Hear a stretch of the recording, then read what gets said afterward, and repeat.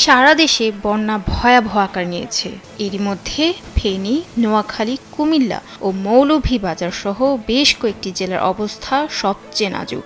পানিবন্দী এসব জেলার লাখ লাখ পরিবার। দুর্যোগ ব্যবস্থাপনা ও ত্রাণ মন্ত্রণালয়ের হিসেবে এখন পর্যন্ত ক্ষতিগ্রস্ত মানুষের সংখ্যা ৪৫ লাখ। বাংলাদেশে বন্যায় প্রাণহানি সহ ক্ষয়ক্ষতির ঘটনায় গভীরভাবে উদ্বেগ জানিয়েছেন পাকিস্তানের প্রধানমন্ত্রী শাহবাজ শরীফ। এমন বিপর্যয়ে বাংলাদেশের সঙ্গে ইসলামাবাদের একাত্মতাও প্রকাশ করেন তিনি। শুক্রবার সোশ্যাল মিডিয়া প্ল্যাটফর্ম এক্সে এক পোস্টে প্রধানমন্ত্রী শাহবাজ বাংলাদেশের জনগণ এবং বন্যায় নিহতদের পরিবার প্রতি গভীর সমবেদনা জানান।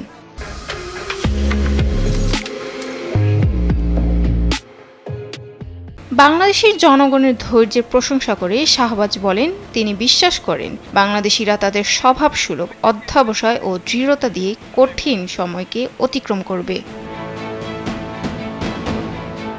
টানা ভারী বৃষ্টির মধ্যে উজানে থাকা ডম্বুর বাঁধ ভারত খুলে দিলে নামে ঢল। এতে ফেনী, নোয়াখালী, কুমিল্লা, লক্ষ্মীপুর, ব্রাহ্মণবাড়িয়া, কক্সবাজার, খাগড়াছড়ি, চট্টগ্রাম, হবিগঞ্জ, মৌলভীবাজারে ভয়াবহ বন্যা দেখা দেয়। তলিয়ে যায় লাখ লাখ মানুষের বাড়িঘর, ফসলি জমি। সাদিয়া সিদ্দিকা, কালবেলা ডেস্ক।